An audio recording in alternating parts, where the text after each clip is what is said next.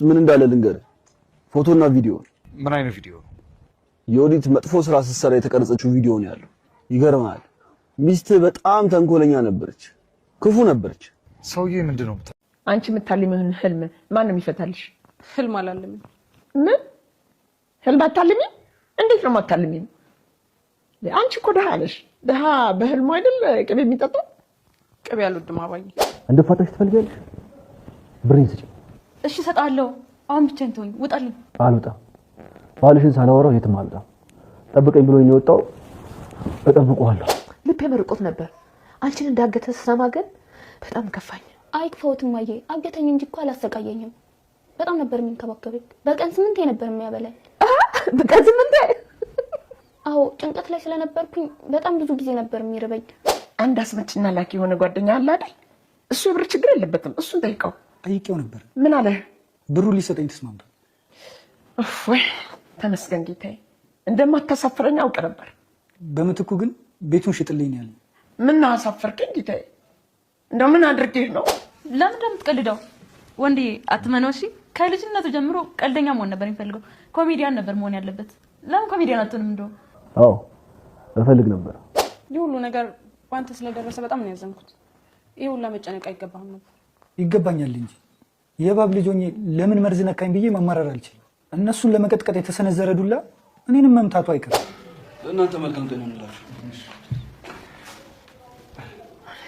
ቪዲዮ እንደሳየው እንዴ? ወንድዬ ይቅርታ ግን እስር ቤት እንዳታወርደኝ ማዬ። እባክሽ ወንደሰን ደርሰሽ መጣሽ። የወዲት እናት ወይዘሮ ወርቄ የወንደሰንን እናት 23 ሚሊዮን ብር አበድሩኝ የሚል ጥያቄ ያቀረቡ። የወንደሰን እናት ሚሊዮን ገንዘብ ነው ወይስ የሰው ስም የሚል መልስ መለሱ። ወደ አሁኑ ቤታቸው ሲገቡ አጋቹን ያገኙታል። አጋቹንም ቪዲዮውን አሳየኸው እንዴ? ወንደሰንን እባክህ ወንድዬ ይቅርታ አድርግልኝ፣ ጭራሽ ወደ እስር ቤት እንዳታወርደኝ የሚል ጥያቄ ያቀረቡ። የወንደሰን እናትንም እባክሽን ይቅርታ አድርግልኝ፣ በጭራሽ ወደ እስር ቤት እንዳታወርደኝ። የወዲት እናት አጋቹን እዛ ስላገኙት ቪዲዮ እንደነ ወንደሰን ያሳየ መስሏቸው እጅግ በድንጋጤ ተውጠዋል። የወዲትም እናቷ ቪዲዮውን አሳየኸው እንዴ የሚል ቃል ሲያወጡ እጅግ በጣም ደነገጠች። ሰላም ጤና ይስጥልኝ ውድና የተከበራችሁ በመላው ዓለም ያላችሁ ኢትዮጵያና ኢንተርኔታችን እግዚአብሔር ይመስገን ደህና ነኝ። የእናት ግፍ ድራማ ክፍል 34ን አብረን እናያለን። የባለፈው ክፍል አጋቹ ወንደሰንና የወዲትን አንድ ላይ መንገድ ላይ በሚያገኛቸው ሰዓት ወንደሰንን እዚህ ስልክ ውስጥ ያለው ቪዲዮ ምን እንደው ታውቃለህ የሚል ጥያቄ አቅርቦ ነበር ቪዲዮ ያለቀው። ወንደሰንም አጋቹን ሲያየው አውቃለሁ ልበል ግን ዘመዴ ነው አብሮ አደጌ ነው ያሱ ልጅ ነው አይደል ይል ነበር የወዲትን።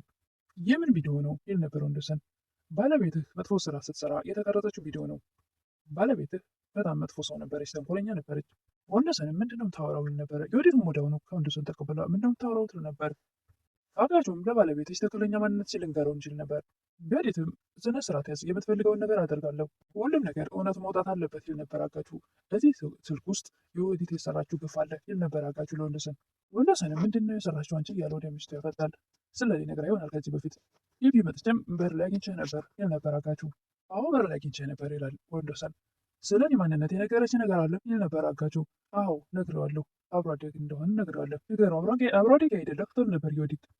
አጋቹም ወዲያውኑ የወዲትን ጉዳን ዘርዝሮ ሊናገር የነበረውን አዎ አብሮ አደግ ነን በሚል ነገር ይቀይራል። ስትህና እኔ አብሮ አደጎች ነን። በልጅነቴ ማንም ሰው ልደት የሚያከብርልኝ ስላልነበረ እሷ ነበረች የምታከብርልኝ። እሱን የያዘ ቪዲዮንና ፎቶ ነው ያለው እዚህ ውስጥ በማለት ሀሳቡን ይቀይራል። ባለቤት ደግሞ በጣም ነው የምትወድህ፣ ከአንተ ተለይታ መኖር አትችልም፣ ለደቂቃ እንኳን እንድትለይ አትፈልግም እያለ መልካም ነገር ስለ ወዲት ማውራት ይጀምራል። ወዲትም ጸጋዬ አመሰግናለሁ ስለ እኔ መልካም ነገር ስለተናገርክ ትል ነበር። የሆንሽን ነው የተናገርኩት ምንም አልዋሸሁም ይል ነበር። ይገርምሃል ቤታችን ምንም ምግብ ስላልነበረ እነሱ ቤት እየሄድኩ ነበር የምመገበው ይል ነበር አጋቹም። እናግራኛለች ሁሉንም አጫውታኛለች እያለ ወንደሰን ወዲያውኑ ተበሳጭቶ የነበረውን በፈገግታ ይሞላል። ደግሞ ለዛ ነው ብዙ ውለታ ስለዋለችልኝ በልጅነቴ አሁን እሷን እስር ቤት የሚከት ብዙ ወንጀል ይዤ ዝም ያልኩት ይል ነበር አጋቹ። ደግሞ ባለቤትን እስር ቤት የሚከት ምን አይነት መረጃ ነው ይል ነበር ወንደሰን። አጋቹም እውነቱን ለመናገርም ይፈልጋል። መሀል ላይ ደግሞ ሀሳቡን ይቀይራል። ሚስትህ መቅዶናም በእሷ የተነሳ ነው ብዙ የሚረዳው። ታዲያ መቅዶንን መርዳት ደግሞ ምን እስር ቤት ያስገባል ይል ነበር ወንደሰን። ምክንያቱም አገራችን ውስጥ ያሉ ብዙ መጥፎ ሰዎች በእሷ መልካምነት የተነሳ አንዳንድ ጊዜ መልካምነትን ክፉነት ይቀይረዋል። ክፉ ሰዎች መልካም ነገር ሲያዩ አይወዱምና እያለ ሀሳቡን 10 ጊዜ በየደቂቃው ይቀያይረው ነበር። አጋቹም ስላገኘኋችሁ ደስ ብሎኛል፣ መልካም ቀን ብሎ ከእነሱ ሊለይ ሲል ወንደሰን በፍጹም እዚህ ድረስ ፈተማ ወደ ቤት ሳትገባ አትሄድም በማለት ወደ ቤት ይዞት ይሄዳል። የወዲት እናት ፀሐይን ህልም መፍታት ትችያለሽ እንዴ ይሉ ነበር። ፀሐይም እኔ አልችልም፣ እናንችን የምታልሚውን ህልም ማን የሚፈታልሽ? ይሉ ነበር የወዲት እናት። እኔ ህልም አላልምም። የወዲት እናትም እንዴት ህልም አታልሚም? አንቺ እኮ ድሃ ነሽ። ድሃ በህልሙ አይደል እንደ ቅቤ የሚጠጣው? ድሃ በህልሙ ቅቤ ባይበላ ይሞታል ይባላል አይደል? ይሉ ነበር የወዲት እናት። ፀሐይም እኔ ቅቤ አልወድም አባዬ ትል ነበር። ቅቤ ባትወጂ ምንም አልፈርድብሽ። በስንት ጊዜ አንድ ጊዜ ዘይት የሚያገኘው ሰውነትሽ ደግሞ ቅቤ የለም ከየት ያገኛል? የወዲት እናትም እናትሽ ቤት ግን በዘይት አቁላልታችሁ በልታችሁ ታውቃላችሁ? ይሏት ነበር። አዎ ትል ነበረ ፀሐይ። አራቷ ሺህ በውሃ ነው እናንተ ቤት የሚቆላለው ይሉ ነበር የወዲት እናት። አይ ምንም ድሃ ብንሆን የፈለገ ድሃ ብንሆን ለዘይት አናጣም ነበር ትል ነበር ፀሐይ። ለማንኛውም በወዲሽ ገብቶ ባያውቅም በልታችሁት ባታውቁም በአይምሮሽ ካወቅሽ ይበቃሻል ይላሉ። አሁን እኔ ወደ ስራ ልመለስ ትል ነበረ ፀሐይ። እኔ ህልም እንድፈችል ነው የጠራሁሽ፣ ወዴት ነው የምትሄጂው? ይሉ ነበር የወዲት እናት። ፀሐይም እኔ እኮ ህልም መፍታት አልችልም አልኩት። የወዲት እናትም እባክሽ አግዢኝ፣ ብቻዬን ተጨነቁ፣ ሞከሪው ህልሙን ለመፍታት ይሉ ነበር። እስኪ ንገሩኝ ትል ነበር ፀሐይ። ጥቁር በሬ ይመስለኛል በህልሜ ጫካ ውስጥ ያባረረኝ።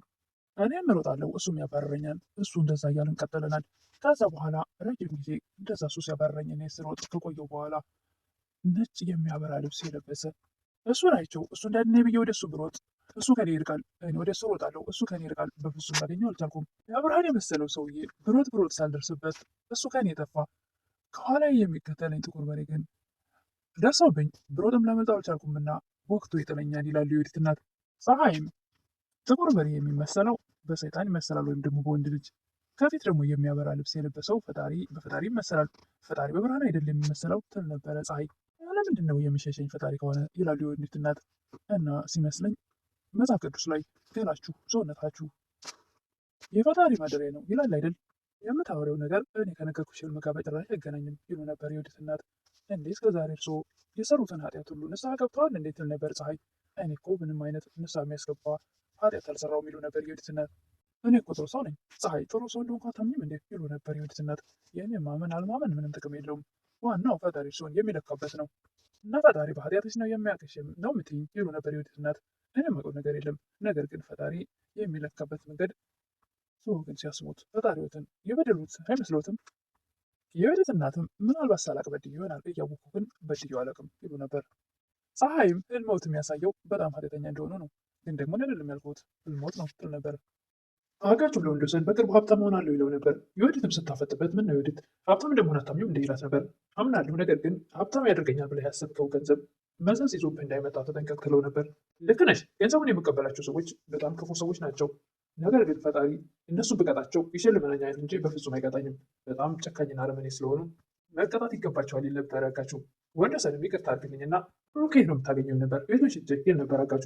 አለ የቤተሰብ ውርስ እና የቤተሰቦችን ንብረት ሲጠህ ነው እግዚአብሔር የሚሸልምህ ይል ነበር ወንዶሰን። ቤተሰቦች ክፉ ናቸው እንዴ ይል ነበረ ወንዶሰን። አዎ በጣም ክፉ ናቸው፣ ክፉ ቤተሰብ ገጥሞ አያውቅም መሰለኝ ይል ነበር አጋቹ። እናቷም ልጅቷም በጣም ክፉ ናቸው። ወንዶሰንም በእውነቱ በሀቅ ያገኘው ገንዘብ ከሆነ ፈጣሪ ባርክልህ ይለው ነበር። ደግሞ ክፉ ስራ እንዳሰራ፣ ክፉ ስራ የሚሰራ ሰው መጨረሻው አያምርም ይል ነበር ወንዶሰን። እውነት ነው ወዲት ወንድ እየተናገረ እውነት ነው አይደል? የክፉ ሰው መጨረሻው እንደማያምር ነገረን።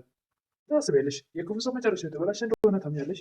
ወይዘሮ ወርቄም ጎዳና ላይ ልውደቅልህ ይሉ ነበር ለልጃቸው ላስቻለው። እማዬ ሰውየው የሚፈልገውን ብር ካልሰጠነው ጎዳና ላይ መውደቅሽ አይቀርም ይል ነበረ። የሚያበድር ሰው የለም ይሉ ነበረ ወይዘሮ ወርቄ። 23 ሚሊዮን ብር የሚያበድር ሰው ይኖራል ብለሽ ታስቢያለሽ? ይሉ ነበር ልጃቸው። አንድ አስመጭና ላኪ ገንዘብ በጣም ያለው ሰው ነበረ ጓደኛ። እሱ ደግሞ ምንም አይቸግረው ሊያበድር ይችላል። ጠይቀው ነበር፣ ብሩ ሊሰጠኝ ተስማምቷል ይላል ልጃቸው። እና ግን ምትኩ ቤቱን እንዲገዛው ይፈልጋል ይላቸዋል። ነበር እንደ እናንተ ጎዳና ላይ ልትወርቅ ነው ብሩን የሚያበድር አካል ስትሉትም አለ ይሉ ነበረ። እሱ ቤታችሁ በጣም ቆንጆ ቦታ ላይ ስለሆነ እኔ በ25 ሚሊዮን እገዛዋለሁ ነው ያለኝ ይላቸው ነበር። ግን በጭራሽ ቤትን አልሸጥም ይሉ ነበር። ግዴታ ነው፣ ምርጫ የለሽም። ሰውን ለመግደል ከመበሰብሽ በፊት ነገሮችን ማሰብ ነበረብሽ ቆም ብለሽ ይላቸው ነበር ልጃቸው። የሰራሽው ግፍ ለጭንቀት ዳረገሽ፣ እንዲሁም ለእኔም ተረፈኝ ይላቸው ነበር ልጃቸው። ወይዘሮ ወርቄም ልጃቸውን እናትህን ከመከራ ማውጣት የማትችል የማትረባ ልጅ ነህ እያሉ ይሳደቡ ነበረ። ራስሽ ላይ መከራ ያመጣሽው ራስሽ ነሽ እንጂ በፍጹም እኔ አይደለሁም ይላቸው ነበር። ሴቷ ልጅሽና ራስሽን ውቀሽ እንጂ እኔ ላይ አትምጪ። አለምም ለወንዶሰን እናት እንደ ጥገኛ መጥተው ነው ልጥፍ የሚሉበት ቆያ ያሉ እያለቻቸው ነበር። እኔ ምን አለኝና እኔ ልጅ ምን እሰጣቸዋለሁ ይሉ ነበር። ቤቱ እኮ የእርስዎ ነው እማዬ። እርስዎ ደግሞ እኔ ታመምኩ ብለው ቤትዎትን በልጅዎት ስም አድርገዋል። ልጅዎት ደግሞ መጥፎ ሚስት አለችው። ለምንድን ነው እንድጸጸት የምታደርጊኝ ይሉ ነበረ። ምን ላድርግ እማዬ፣ እኔ እኮ ማድረግ ያለብን ነገር ብላ ስለገባኝ ነው። ልጅ አንቺ ባትኖሪ ምን ሆን ነበረ ይሉ ነበረ ወንዶሰን እናት። እኔ ባልኖርማ ይሞቱ ነበረ፣ ከፈጣሪ ቀጥሎ እኮ እኔ ነኝ መመስገን ያለብኝ ትል ነበር አለም። እነኝ እኮ ከዛች የተረገመች ከልጅዎት ሚስት ስንት ጊዜ ከሞት ያዳንኩት ያተረፍኩት ትል ነበር አለም። ፀሐይም የወዲት ወንድምን ምንድን ነው የሚያስደነግጥለው ነበር። እንደማታውቂ ለምን ትሆኛለሽ ይል ነበር። አውቃለሁ፣ ነገር ግን ለአንተ ሲባል እናትህና እህት ግን ምንም ነገር ባይነካቸው ደስ ይለኛል ትል ነበር። ነገር ግን አጋቹ ገንዘቡን የሚፈልገው ካላገኘ በፍጹም ዝም አይላቸውም። የጠየቀው ገንዘብ ቢሰጠውም መጨረሻችን አያምርም፣ የተወለድኩበት ቤት ሊሸጥ ነው ይል ነበር የወዲት ወንድም። ስበሸዋል፣ ልጅነቴን፣ ትዝታዬን፣ ሁሉ ነገር ላጣው ነው የሚል ነበር የወዲት ወንድም። ፀሐይም እኔ ግን ሳስበው እናትህ በፍጹም ቤቱን የሚሸጡት አይመስለኝም፣ እሳቸው ጎበዝ ናቸው፣ የሆነ መላ ያጡም ትል ነበር። ጎበዝ ቢሆኑ ኖሮማ ካሜራ እያያቸው ሰው ለመግደል አያስቡም ነበር። ይህ ሁሉ ነገር ባንተ ስለደረሰ በጣም ነው ያዘንኩት። ይህ ሁሉ ነገር ላንተ አይገባም ነበር ትል ነበር ፀሐይ። ይገባኛል እንጂ የእባብ ልጅ ሆኜ ለመመርዝን አካባቢ ብዬ ማማረር አይገባኝም ቢል ነበር አስቻለው ወይም የወዲት ወንድም። አይዞህ አትጨነቅ፣ ሁሉም ነገር ይስተካከላል ትል ነበር ፀሐይ። ይስተካከላል ብለሽ ነው እስከዛሬ እየሰራ ነው ግፍና ወንጀል፣ አሁን ይመስለኛል ቅጣቱ የደረሰው። ፀሐይም ፈጣሪ እኮ እንደሱ አይደለም፣ ይቅር ባይ ነው። ባጠፋኸው ጥፋት ተጸጽተህ ይቅርታ ከጠየቅከው ይቅር ባይ አምላክ ነው። አንቺ ግን ይቅርታ አድርገሽልኛል ይል ነበረ አስቻለው ፀሐይን። ምን አድርገኝ መች በደልከኝ ትል ነበረ። ከአንቺ በላይ ደግሞ ያስቀየምኩት ሰው አለ እንዴ? እንደ እንስሳ ነበርኩ የማይሽ ይላት ነበረ። አሁን ግን እንደሷ ነው የምታየኝ፣ ዋናው ነገር እሱ ነው። እኔም ይቅርታ ተቀብዬ የበደልከኝን ሁሉ ረስቼዋለሁ ትል ነበር ፀሐይ። ወይዘሮ ወርቄም እነ ወንደሰን ቤት ሄደው የወንደሰን እናት ብር ልታበድረኝ የመጣሁት ይሏቸው ነበር። መስኪና ወንደሰን ቆርጾ ከኔ ብር ሊበደሩ ይሉ ነበር። እንደሆነ ከአንቺ የምበደረው ያለ መጨረሻ ሲሆን ይሉ ነበር ወይዘሮ ወርቄ። ያለ መጨረሻ ነው ይሉ ነበር የወንደሰን እናት። እሱ እንኳን አይደለም የኔ ነው እንጂ መጠየቅሽን ብር ካላገኘሁ ዓለም ይቆማል፣ ትንፋሽ የሚቋረጣል ይሉ ነበር። ያክል ምን ቢገጥሞት ነው የወዲት እናት ይሉ ነበር የወንደሰን እናት። 23 ሚሊዮን ብር እስከዛሬ ብሬን እንዲያንኳኳ ዝም ብዬው ነበር፣ ግን አልሰማም ብሎ ከማንኳኳት አልፎ በሩ ሊገነጥል ነው ይሉ ነበር ወይዘሮ ወርቄ። የገው ገንዘብ ካልሰጠሁት ደግሞ በሬ ገንጥሎ ገብቶ ህይወቴን መሳለቂያ ሊያደርገው ነው። ታውቂያለሽ ግን እንደምወድሽ ትል ነበር ወይዘሮ ወርቄ። ይህን ያመዳም ወደ ይደነግጣሉ። ችግር የለውም ስድብ ነው የሚያምርበት ይሉ ነበረ የወንደሰን እናት። አመዳም አሁን ብር ታበድረኛለሽ ትል ነበረ ወይዘሮ ወርቄ። የወንደሰን እናት እርስዎ ከዚች አመዳም ስንት ብር ነው የፈለጉት ይሉ ነበር። 23 ሚሊዮን ብር። ሚሊዮን ደግሞ የሰው ስም ነው ብር ነው ሚሊዮን ይሉ ነበር የወንደሰን እናት። ብር ነው እንጂ የሰው ስም ቢሆንማ እንዴት ተደሰትኩ ነበረ። እባክሽ የወንደሰን እናት ቶሎ ብለሽ ገንዘቡን አበድረኝ ትል ነበር የወዲት እናት። የወዲት እናትም ወደ ቤት ሲገቡ አጋቹ ከወዲትና ከወንደሰን ጋር ቁጭ ብሎ ሲያገኙት በጣም ይደነግጣሉ። ከደነገጣቸው የተነሳ ቪዲዮውን አሳየው እንዴ ወንድዬ፣ በጣም ይቅርታ አድርግልኝ፣ በጭራሽ ወደ እስር ቤት እንዳታወርድኝ ይሉት ነበር። ወንደሰን እናትንም እንደዛው እባክሽን አደራሽን ወደ እስር ቤት እንዳትወስድኝ። ይህንን እያሉ ቪዲዮ ለዛሬ ይሄን ይመስል ነበር። ያለቀው እዚህ ላይ ነው። ይሄ ቪዲዮ ምንድን ነው ብለው የወዲት ማየ ብላ ነገሩን ልታስቀይስ ሞክራለች። ወንደሰን ይሄ ቪዲዮ ምንድን ነው ብሎ ይነቃ ይሆን? የወንደሰን እናት እንኳን ያውቃሉ ሁሉ ነገሩን። ነገር ግን ወንደሰን እስካሁን ማንንም አይሰማም። ሚስቱ ንጹህ እንደሆነች ነው የሚያምነው። ለዛሬ ይህን ይመስል ነበረ የእናት ክፍል ድራማ ክፍል 34።